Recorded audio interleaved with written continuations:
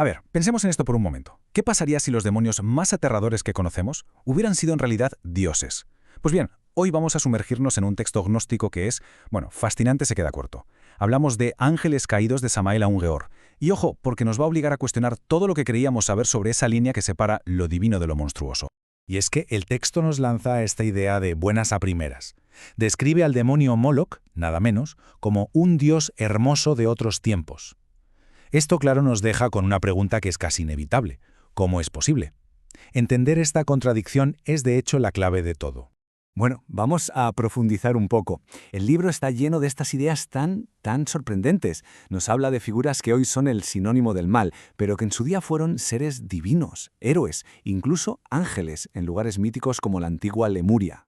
Para captar la idea central del texto, lo mejor es ver el patrón que se repite una y otra vez. Así que vamos a echar un vistazo a algunos de estos caídos Serora y veremos cómo sus historias en realidad encajan a la perfección.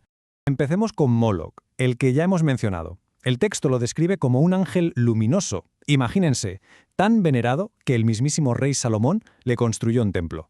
Y de repente, ¡zas!, pasa a ser un rey horrible, un símbolo del sacrificio de inocentes. La transformación es total. Luego tenemos a Belial. Y aquí vemos el mismo patrón trágico, de ser un maestro de esplendores inefables, una especie de guía espiritual en la antigüedad, a convertirse en la encarnación pura del vicio y la corrupción, un ser que reina donde hay escándalo. Y con Azazel, el patrón no solo se refuerza, sino que el texto nos da la primera pista clara sobre el porqué de todo esto. Nos dice que fue un querubín glorioso, un hombre extraordinario, que se derrumba por una razón muy concreta, la terrible sed de la lujuria sexual. Así que queda bastante claro que no hablamos de un caso aislado. No, es un patrón que se repite. Seres divinos, ángeles, todos acaban convertidos en monstruos. Y esto nos lleva a la pregunta del millón, la pregunta central de todo este análisis. ¿Por qué? ¿Qué causó esta caída tan catastrófica? Y aquí el texto es muy directo. No se anda con rodeos, no habla de muchos pecados distintos ni de una guerra en el cielo como la que conocemos. No, propone una única y específica razón para esta caída masiva desde la gracia. Pensemos, si eran seres de esa magnitud, de ese calibre, ¿qué error tan increíblemente grave pudieron cometer para perderlo absolutamente todo? ¿Para ser despojados de su divinidad de esa manera? Pues aquí está la respuesta. Según el texto, el pecado fue caer en la generación animal. Y a ver, esto no es tan simple como suena. No habla solo del acto físico, que va. Es un concepto gnóstico mucho más profundo.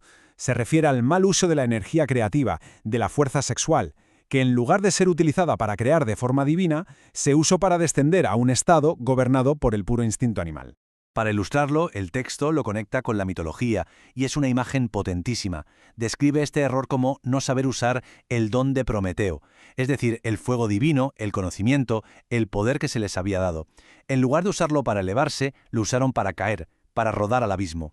Vamos a desglosar esto un poco. El texto los llama una hueste luciférica crística, que ya de por sí es una contradicción que une al portador de la luz con el principio crístico. Sugiere que su caída no fue un simple accidente, sino que fue inducida por una ley kármica superior. Pero aún así se insiste en una cosa, fue un error con consecuencias devastadoras para toda la humanidad.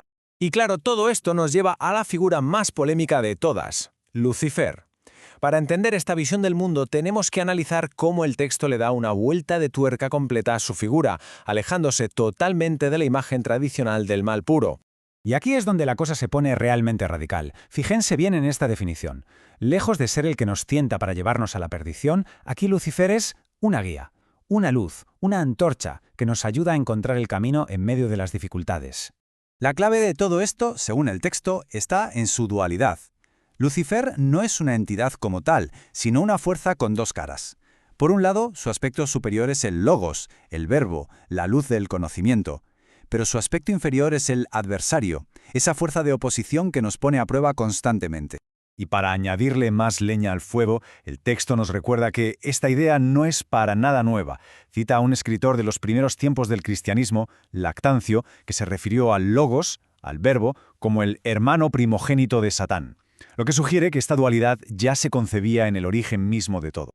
Entonces, después de todo esto, ¿qué significa? ¿A dónde nos lleva? Pues, según el texto, este drama cósmico de ángeles y demonios no es solo un cuento antiguo, es en realidad un mapa de la propia experiencia humana.